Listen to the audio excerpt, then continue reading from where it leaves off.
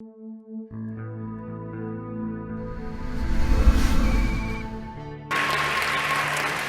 talk a lot about immigration.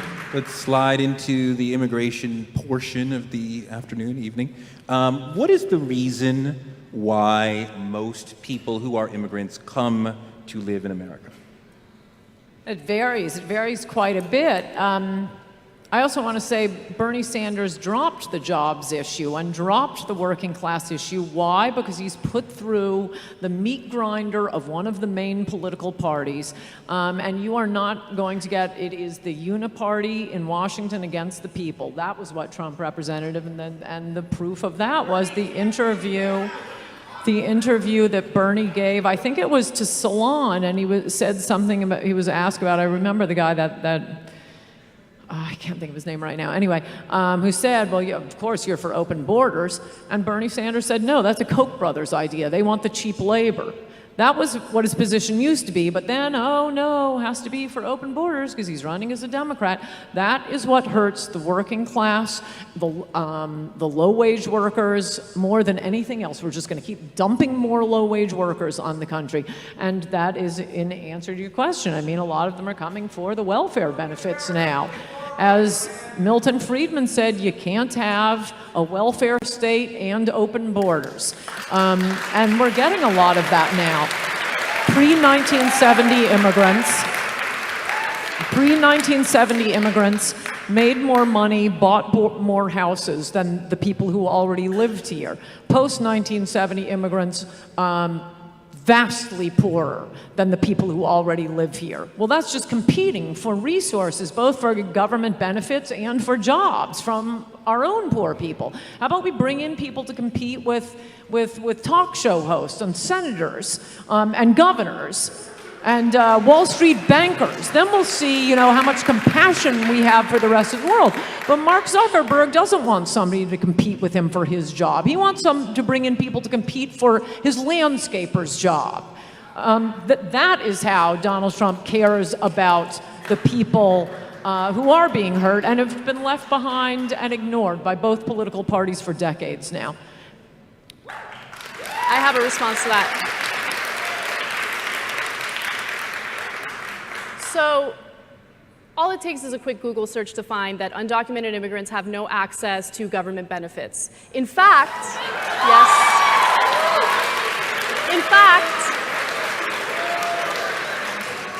in 1996, Bill Clinton and legislators at the time made it incredibly difficult for immigrants who are in the country legally to have access to government benefits or government programs. And so it's a complete fear-mongering talking point from the right that people are coming into this country and they're mooching off American taxpayers. The only people who are mooching off of American taxpayers right now are oil companies and the wealthiest people who...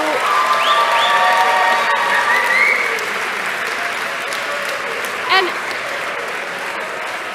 it's really a great distraction to have Americans look at the little guy and blame them for all their problems when the wealthiest people in this country are basically raping and pillaging us, right? So that's what's happening.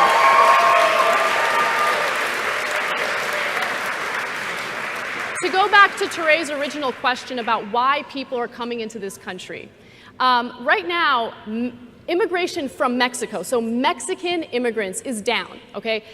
Mexicans are not trying to come into the country the way they were before, mostly because of some of our policies, but more importantly because their economy is doing better, right? So they have no reason to come here. Economic reasons was the main reason why Mexican immigrants were coming into the US. But all of a sudden, we're seeing an increase of people from Guatemala, Honduras, and El Salvador trying to cross the border.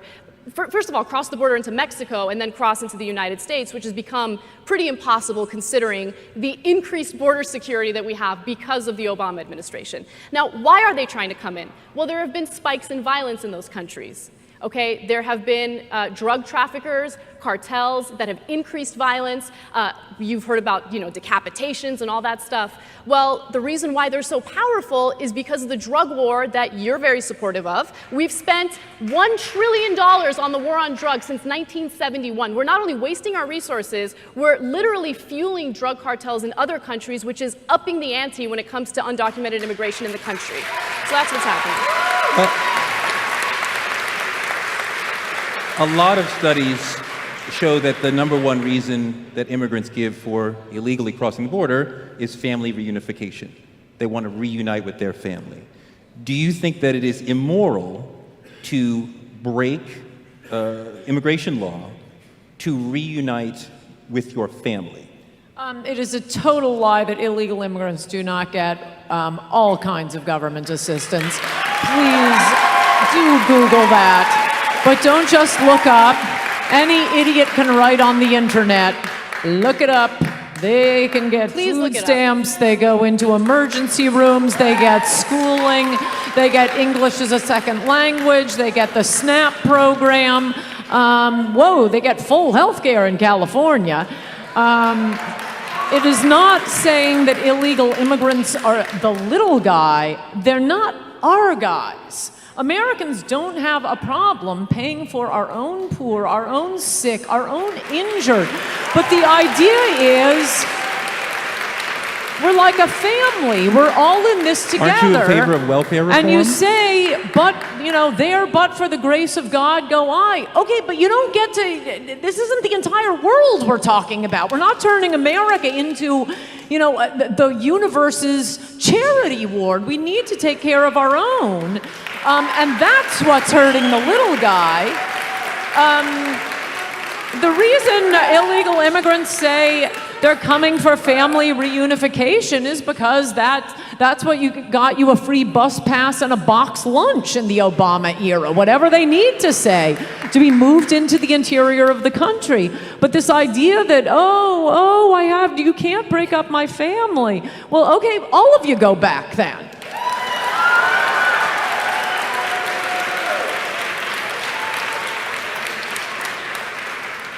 I think it's hilarious that you're sitting here saying that you care about taking care of our poor people and spending our taxpayer money on government programs that help our poor people. You've been on the record on multiple occasions talking about how much you hate the welfare state. And so you don't care about taking care of anyone. You care about lower taxes for yourself, and that's pretty much it. And look, as I just tried to explain, but again, it's like talking to the old Soviet woman who doesn't grasp the free market. Name calling is super This isn't a classy. question of whether we take care of our poor. And I must say, immigration makes everything harder. And one of the biggest things it makes harder is the distribution of welfare. Look at all of the scams on welfare. Is that going to the poor? No, it's going to the Russians in Brighton Beach. It's going to the Cubans in Miami. It's going to the Arabs up in Michigan. One thing that immigrants, legal and illegal, really have quite a strong proclivity for that is not part of our native American, even our Native American criminals, are massive financial frauds and government frauds. They don't consider themselves part of our kin, part of our family. It isn't that we're all in this together. America is like Disneyland to these criminals. It is ripping off all of these systems. So to say you want welfare to be distributed in a way that is useful, that helps people, that gives them, allows them to get work and jobs, is not being against helping the poor. It is being for helping the poor. Away from the financial and economic part of immigration, which we have discussed extensively here, on the cultural piece, would America benefit from limiting or eliminating immigrants? Well, I think it makes sense to limit immigrants. We do have, our resources are not, they're finite. So, of course, it makes sense to limit. But just culturally, because we've done the financial economic part. Look, I'm not afraid of different cultures, right? I'm not afraid of people speaking Spanish. It doesn't get me emotional. It doesn't make me feel scared. And I know that there are some people who feel afraid of that happening.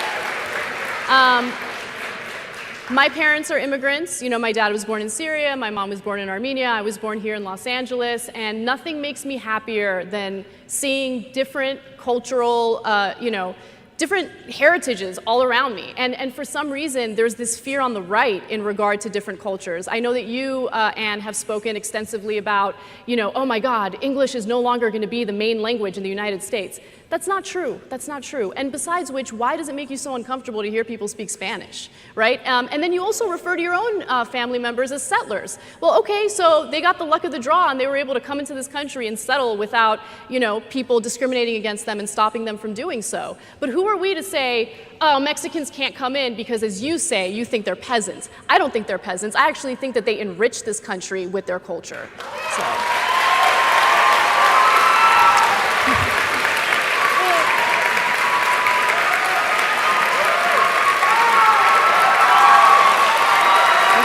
Three questions.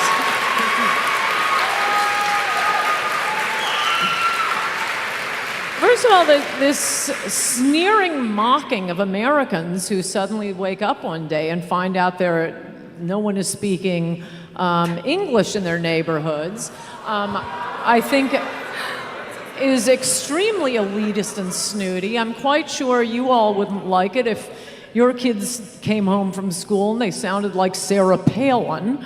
I think that would be a cultural shock for you. Certainly in California, most of the neighborhoods that have gone all Hispanic are black neighborhoods, and not through casual movement. One of the ways our culture changes with immigration, both legal and illegal, is there is not a lot of tolerance, as much tolerance as Americans have. You have black gangs, or rather Hispanic gangs, going into the black neighborhoods, screaming epithets, throwing bottles at their houses. The LA Times has written this up extensively. So I think it's very sneering and mocking of you to be referring to mostly African American and other immigrant neighborhoods that suddenly aren't speaking English, and they're afraid of Spanish.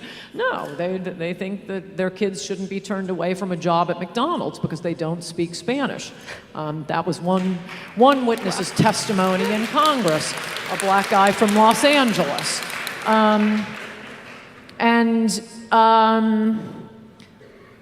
Settlers, why does it make a difference that you're a settler? No, it isn't that we just first come, first serve. No, it's that settlers created this country. It wasn't here.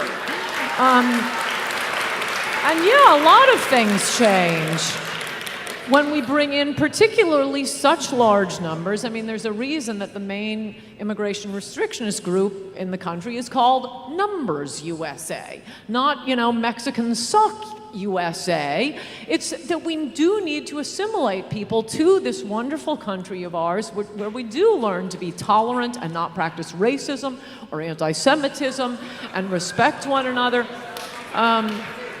For those of you who think that anti-Semitism has gotten worse, the ADL does studies on this every year, and every year they find that the main practitioners of anti-Semitism are your Hispanic friends. So you might want to reconsider the mass just amnestying them all as they're coming in. No, we do have a wonderful country, and we need to take time to assimilate people, not let them live in ghettos and bring in their cultures. There's a reason they left their cultures to come to our culture, and we didn't leave our culture to go to theirs.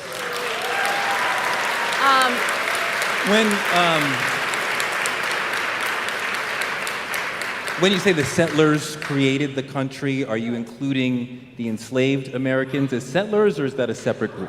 Yes, I am, actually. They were settlers?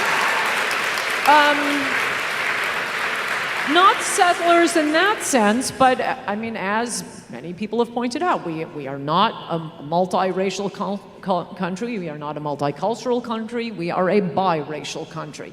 For 400 years, this country was black and white. And we have had black people here as long as white people. Is this a biracial country? And African Americans, can I finish this point? It seems to have set off the crowd. Look, African Americans obviously got the short end of the stick for about 200 years. This is why I was explaining on the last panel. This is why we have civil rights. This is why we have constitutional provisions. This is why we allow, this is why we have affirmative action. It wasn't the Rainbow Coalition. It was to make up, to redress specific grievances done to African Americans, slavery, Jim Crow laws, and now suddenly, you know, everybody's running across the border and, oh, me too, I'm part of this. No, civil rights are for African Americans. They are not for people who arrived yesterday or last week. We didn't do anything to you. Republicans didn't do anything to anybody. Okay.